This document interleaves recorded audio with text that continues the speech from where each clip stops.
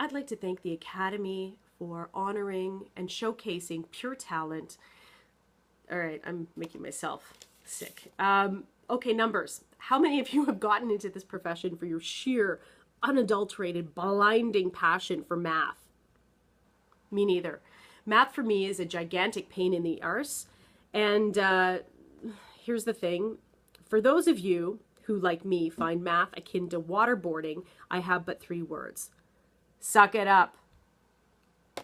Governments, corporations, anybody who has anything to hide, and I know how conspiracy theory that sounds, but it's true, will produce, when forced to, thousands and thousands of pages of documents for you to sift through.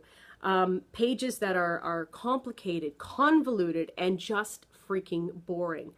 But if you know how to mine or extract the information, there's gold in those pages. There are stories waiting to be told. Patterns emerge, numbers emerge, and voila, you've got a story, big story, more often than not.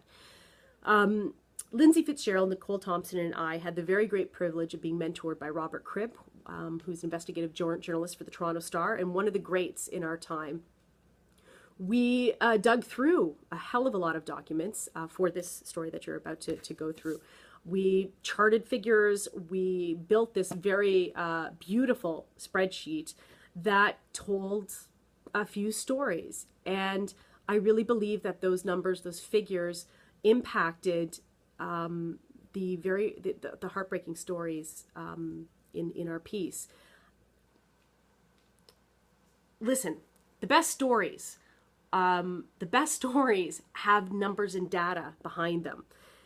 Rob has a Toronto Public Health thing. It's really funny. He got food poisoning at a restaurant.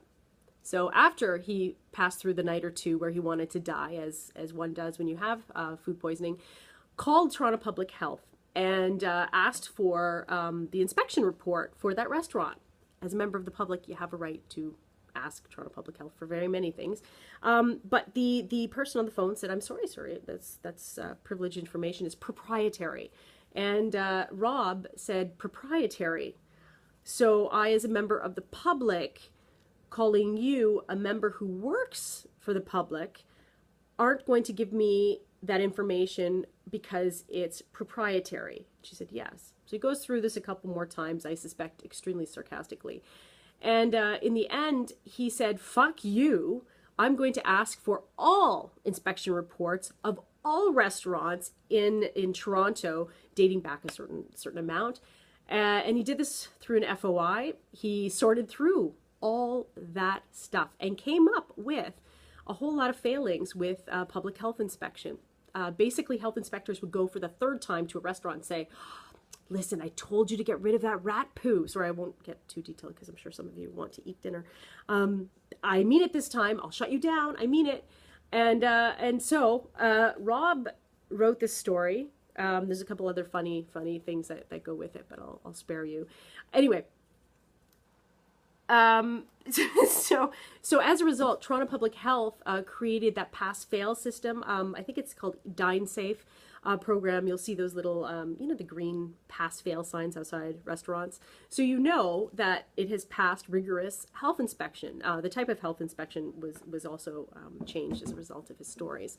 So another one, Harvey Cashore, with a team of other investigative journalists, ended up finding $32 trillion had been siphoned from thousands of people all over the world into offshore accounts. Among those numbers, 450 Canadians, several high-profile ones, not Canadian. Crocodile Dundee had an offshore account. Who knew?